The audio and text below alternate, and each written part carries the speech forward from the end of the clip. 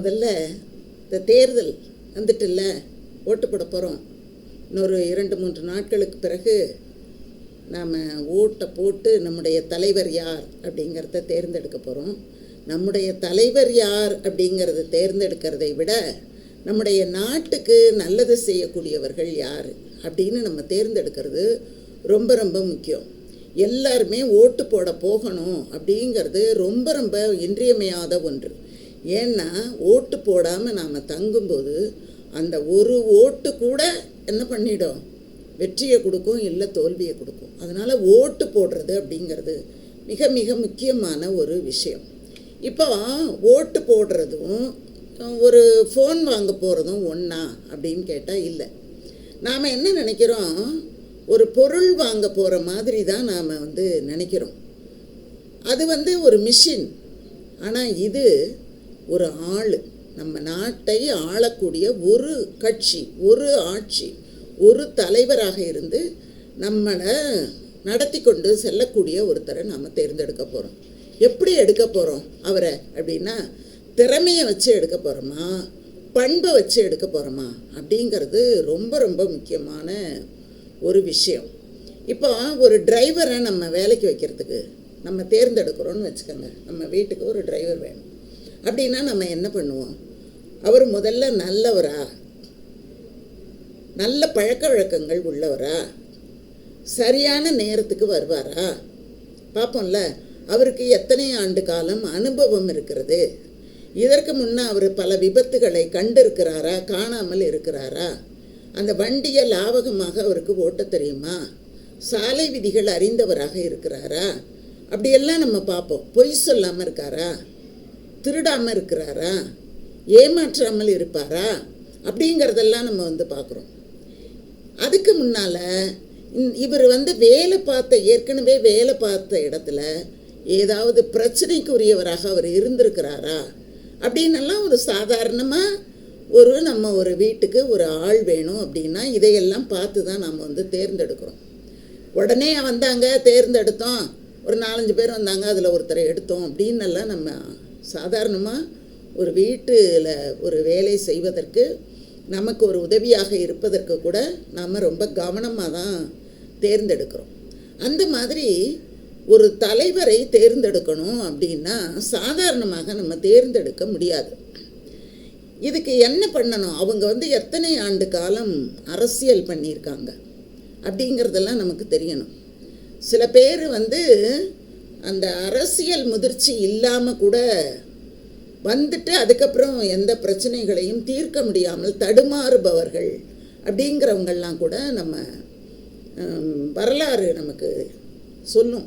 ஏன்னா இது வரைக்கும் எத்தனை ஆண்டு காலம் இந்த உலகத்தில் ஆட்சி நடந்திருக்கிறது எல்லாமே நமக்கு சொல்லும்.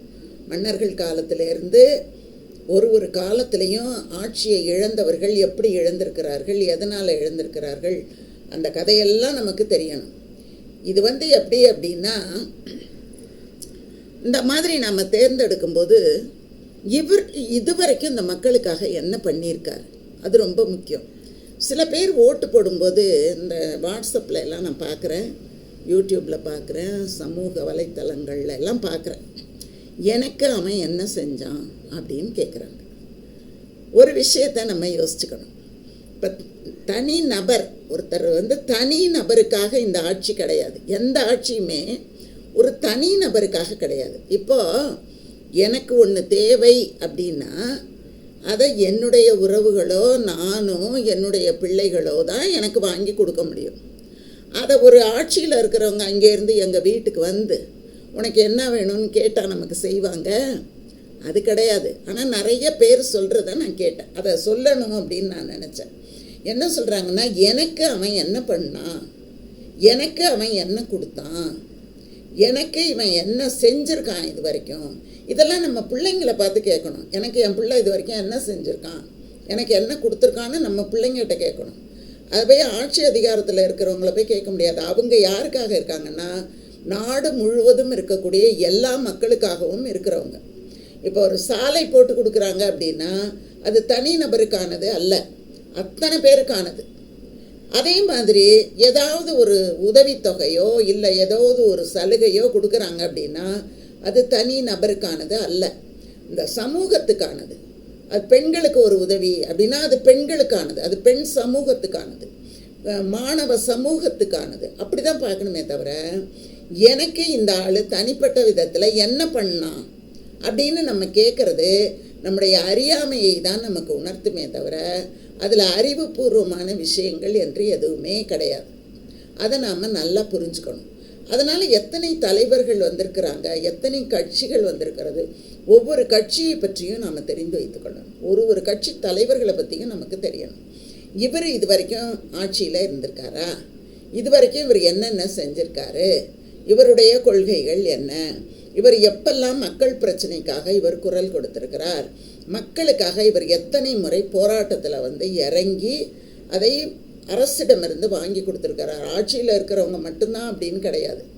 தலைவர்கள் யாராக இருந்தாலும் மக்களுக்கு என்ன வேணுமோ அந்த நேரம் அந்த இடத்துல தன்னுடைய தொண்டர்களோடு வந்து மக்களின் குறைகள், மக்கள்னு நம்ம நினச்சிக்கணும், தனி மனிதன் கிடையாது, மக்களுக்காக அவங்க என்ன நமக்காக செஞ்சுருக்காங்க அப்படின்னு பார்க்கணும்.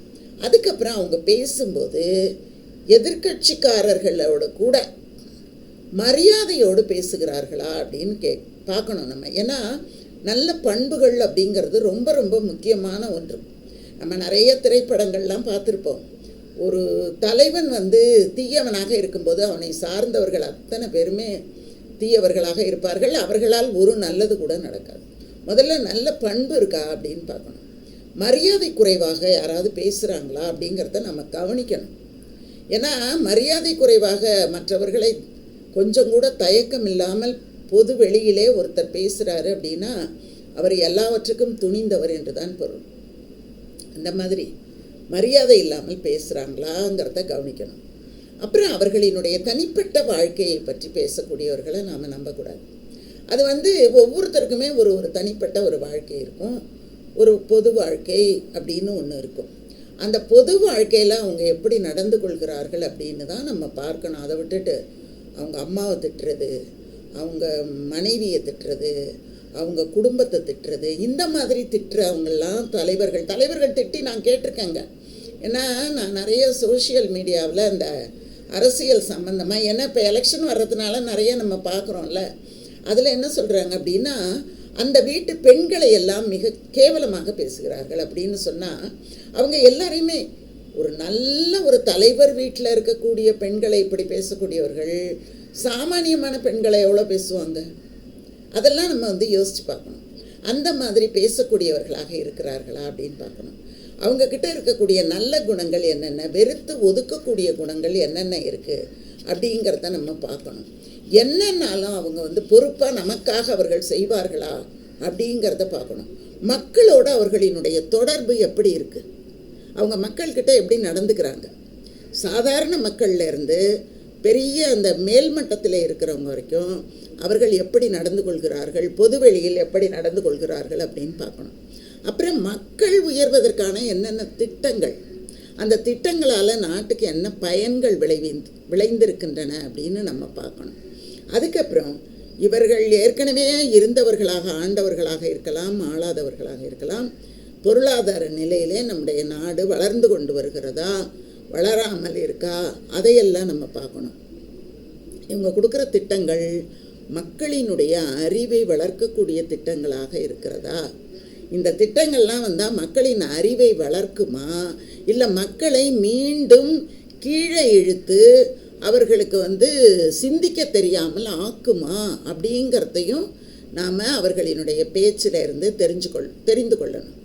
அதுக்கப்புறம் இந்த வாக்கு கேட்பவர்கள் தங்களுடைய சாதனைகளை சொல்லி கேட்கிறார்களா, அடுத்தவர்களை திட்டி வாக்கு கேட்கிறார்களாங்கிறத பார்க்கணும். இப்போது தன்னுடைய நான் இதெல்லாம் செஞ்சுருக்கேன், இன்னும் நான் இதெல்லாம் செய்ய போகிறேன் அப்படின்னு சாதனைகளை சொல்லக்கூடியவர்கள் திரும்ப நிறைய சாதனைகள் செய்வார்கள். மற்றவர்கள் குறைகளையே சொல்லக்கூடிய, நீ இந்த தப்பு பண்ண அப்படின்னா நீ கூட தான் இந்த தப்பு பண்ண, நீ இந்த மாதிரி ஒரு துன்பத்தை கொடுத்த அப்படின்னா நீ கூட தான் இந்த மாதிரி ஒன்று கொடுத்த அப்படின்னு மாற்றி குறை சொல்லிக்கொண்டு புகார் சொல்லி கொண்டு இருப்பவர்களை நாம் எப்படி தேர்ந்தெடுப்பது அப்படிங்கிறத ரொம்ப யோசிக்கணும்.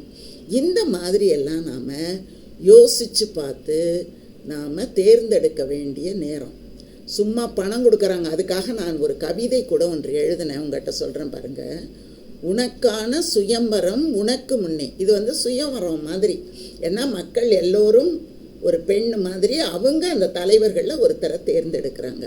அதனால் உனக்கான சுயம்பரம் உனக்கு முன்னே, உணர்ந்து பார்த்து ஆளை காட்டு. இந்த விரலில் வைக்கிற மை தான் நமக்கு யாருங்கிறத அடையாளம் காட்டப்போகிறது. உணர்ந்து பார்த்து ஆளை காட்டு. சாதியை பார்க்காதே சாதிப்பானா என்று பார். மதத்தை பார்க்காதே மதிப்பவனா என்று பார். பேச்சை பார்க்காதே அவனுடைய பின்னணி என்ன என்று பார். உழைப்பவனா ஊழல் செய்பவனா என்று பார். அதுக்கப்புறம் அவன் என்ன பண்ணுவான் தெரியுமா? ஜிகினா பேச்சு பேசுவான். பளபளன்னு இருக்கும் பேச்சு, விஷயம் ஒன்றும் இருக்காது. ஜிகினா பேச்சில் மயங்கி விடாதே, பளபள பேச்சில் பரவசப்படாதே. கட்டி பிடிப்பான். வயசானவங்களை பார்த்த உடனே என்ன பண்ணுவான்? அப்படியே கட்டி பிடிச்சிக்கிட்டு, அம்மா நீதாம்மா நான் தாம்மா அப்படிம்பான். கட்டி பிடிப்பான், காசுகள் தருவான். நம்பாத. பெட்டி பாம்பாய் அடங்கி கிடப்பான். அதாவது எலெக்ஷன் ஓட்டு போட்டு ஜெயிக்கிற வரைக்கும் பெட்டி பாம்பாக இருப்பான். ஜெயிச்சிட்ட பிறகு பாம்பு சீறிக்கிட்டு எல்லோரையும் தீண்டி விடுவது போல தீண்ட ஆரம்பித்து விடுவார்கள். அதனால் பெட்டி பாம்பாய் அடங்கி கிடப்பான். அன்பை பொழிவான், அடிக்கடி வருவான். உங்கள் வீட்டுக்கு அப்பப்போ அந்த தெருவுக்கு வீட்டுக்கு வந்துக்கிட்டே இருப்பான். ஏமாந்து விடாதே, எச்சரிக்கை தேவை. அதுக்கப்புறம் உழைப்பவனா ஊழல் செய்பவனா என்று பார். முகமூடி போட்டவனா மோசம் செய்பவனா என்று பார். சில பேர் முகமூடி போட்டுவான், ஒரிஜினல் அவனோட உண்மை முகம் வெளியிலேயே தெரியாது. அதுக்கப்புறம்தான் முகமூடியை கழட்டினவன தான் நமக்கு யார் என்னங்கிறது தெரியும். அதனால் முகமூடி போட்டவனா மோசம் செய்பவனான்னு பார். அவனால் இதுவரை அடைந்தது என்ன யோசித்து பார்க்கணும். அவனால் இதுவரை அடைந்தது என்ன? யோசி யோசி யோசித்து பார். வளமை, பசுமை, செழுமை, புதுமை, உரிமை, பெருமை, இது எல்லாம் எங்கே இருக்குது? உன் ஒற்றை விரல் மையிலே இருக்கிறது. அந்த மையில தான் எல்லாமே இருக்குது. இந்த நேரத்தில் நீ என்ன பண்ணணும்? சிந்தித்து சீர்தூக்கி பார்க்கும் நேரம் இது. பார்த்து பார்த்து தேர்ந்தெடு. பத்திரம். ஏன்னா அடுத்த 5 ஆண்டுகள் அவர்களினுடைய ஆட்சியின் கீழ்தான் நாம் இருக்க போகிறோம். அதை நீங்கள் நல்லா நினைவிலே வைத்து கொண்டு நான் சொன்ன விஷயங்களையும் யோசித்து பார்த்து ஓட்டு போட்டு நமக்கான நல்ல ஆட்சியை நாம் தேர்ந்தெடுக்க போகிறோம். தலைவனை தேர்ந்தெடுக்கிறோங்கிறது கிடையாது, நல்ல ஒரு ஆட்சியை தேர்ந்தெடுக்கணும். நல்ல ஆட்சி இருந்தால்தான் நாடு முன்னேறும், பெண்கள் முன்னேறுவாங்க, பொருளாதாரம் முன்னேறும், எல்லாவற்றிலும் முன்னேற்றம் அப்போது தான் ஏற்படும். அதனால் யோசித்து பார்த்து ஓட்டு போடுங்க. நன்றி, வணக்கம். வாழ்க வளமுடன். தொடர்ந்து பாருங்கள்.